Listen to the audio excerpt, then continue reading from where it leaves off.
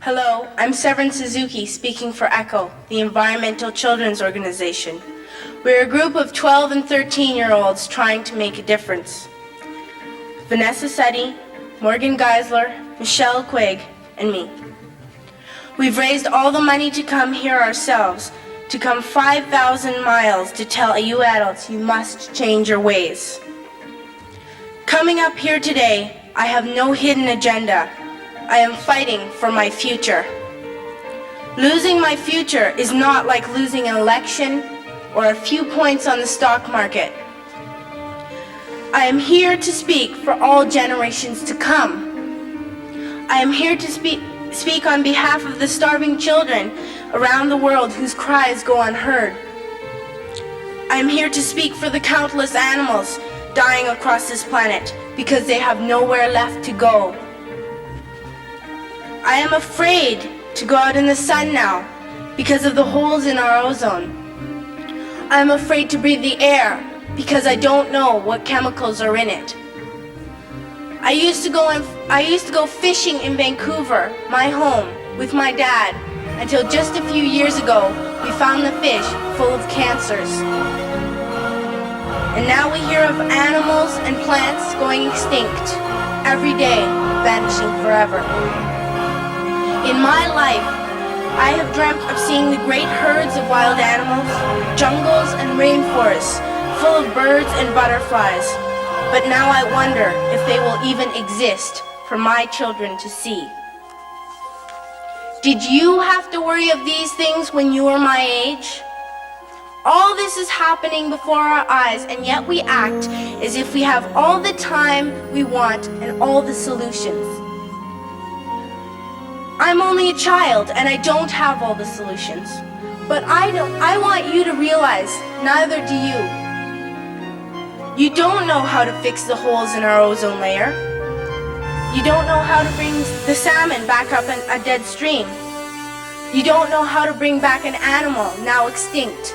And you can't bring back the forest that once grew where there is now a desert. If you don't know how to fix it, please stop breaking it.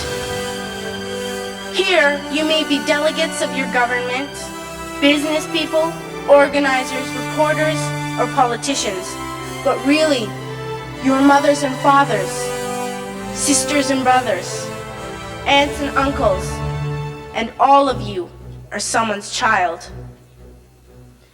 I'm only a child, yet I know we are all part of a family, 5 billion strong, in fact 30 million species strong, and borders and governments will never change that. I'm only a child, yet I know we are all in this together and should act as one single world towards one single goal. In my anger, I am not blind, and in my fear, I am not afraid of telling the world how I feel.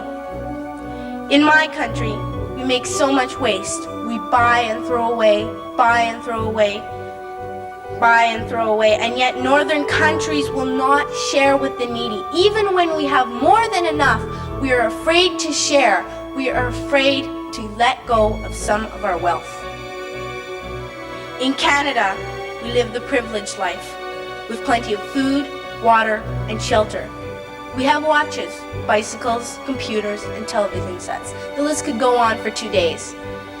2 days ago here in Brazil, we were shocked when we spent time with some children living on the streets.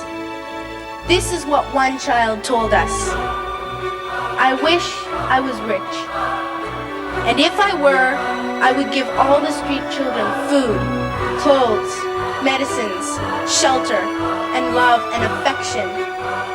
If a child on the streets who has nothing is willing to share, why are we who have everything still so greedy? I can't stop thinking that these are children my own age, that it makes a tremendous difference where you are born. That I could be one of those children living in the favelas of Rio. I could be a child starving in Somalia, or a victim of war in the Middle East, or a beggar in India. I am only a child, yet I know if all the money spent on war was spent on finding environmental answers, ending poverty, and finding treaties, what a wonderful place this earth would be. At school, even in kindergarten, you teach us how to behave in the world. You teach us not to fight with others, to work things out, to respect others, to clean up our mess, not to hurt other creatures, to share, not be greedy. Then why do you go out and do the things you tell us not to do? Do not forget why you are attending these conferences, who you're doing this for. We are your own children. You are deciding what kind of a world we are growing up in.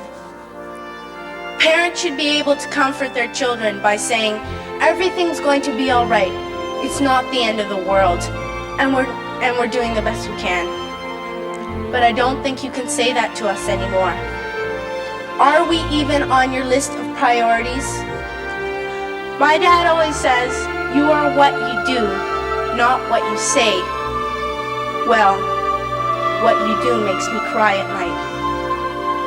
You grown-ups say you love us, but I challenge you, please, make your actions reflect your words.